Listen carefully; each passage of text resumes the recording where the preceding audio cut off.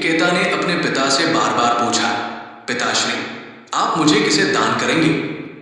वाजश्रवस ने 3 बार पूछे जाने पर क्रोध में आकर उत्तर दिया, मैं तुझे मृत्यु को दान करता हूं। ये उत्तर उन्होंने क्रोधवश कहा, परंतु नचिकेता ने इसे सत्य मान लिया और मृत्यु के लोक यमलोक की ओर चल पड़ा। यमलोक में नचिकेता यमराज के घर पहुंच गया, परंतु उस समय यमराज वहां नहीं थे। नचिकेता 3 दिन तक बिना अन्न जल के यमराज के द्वार पर प्रतीक्षा करता रहा। जब यमराज लौटे और बालक की तपस्विता, धैर्य और श्रद्धा को देखा तो अत्यंत प्रसन्न हुए।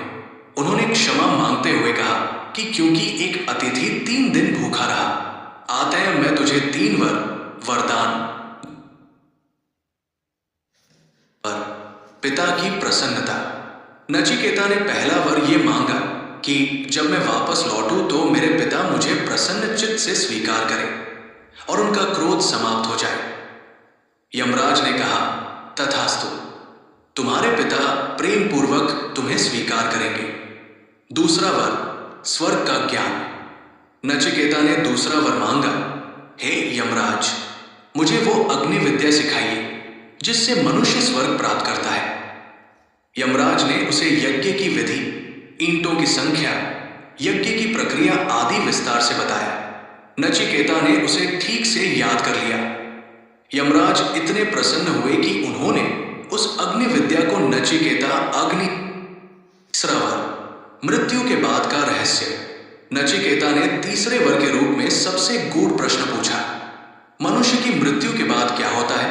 कुछ लोग कहते हैं कि आत्मा रहती है, कुछ कहते हैं कि नहीं। आप ही इस रहस्य को स्पष्ट करें। यह प्रश्न सबसे कठिन और गहन था। की परीक्षा। यमराज पहले तो इस प्रश्न का उत्तर देने से कतराए। उन्होंने नचिकेता को अनेक भौतिक सुख, धन, जीवन, सौंदर्य, स्वर्ग, ऐश्वर्य आदि देने का प्रस्ताव दिया, परंतु नचिकेता अडिग रहा। उसने स्पष्ट कहा, हे यमराज, ये सारे सुख क्षणिक हैं।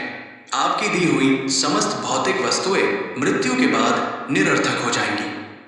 मुझे केवल सत्य का ज्ञान चाहिए जो मृत्यु के पार भी टिकता है, इस द्वारा आत्मा का ज्ञान।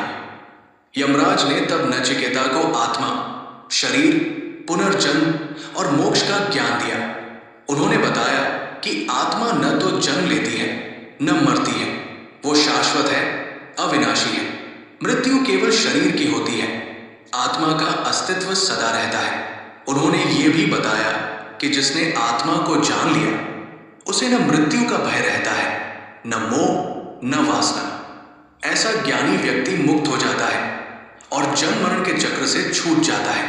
यमराज ने यह भी कहा कि आत्मा को बुद्धि से जाना जा सकता है, लेकिन केवल वही इसे जान सकता है जिसकी चित्त वृत्तियां शांत हो, जिसकी इंद्रियां संयमित हो और जो गुरु के मार्गदर्शन में आगे बढ़े।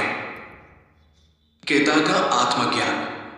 नचिकेता ने यमराज के उपदेशों को पूरी श्रद्धा से सुना और आत्मा के सत्य स्वरूप को जान लिया। उसे ज्ञात हुआ कि आत्मा ही परम ब्रह्मा है, जो नाशवान शरीर में भी अनश्वर रूप में विद्यमान है।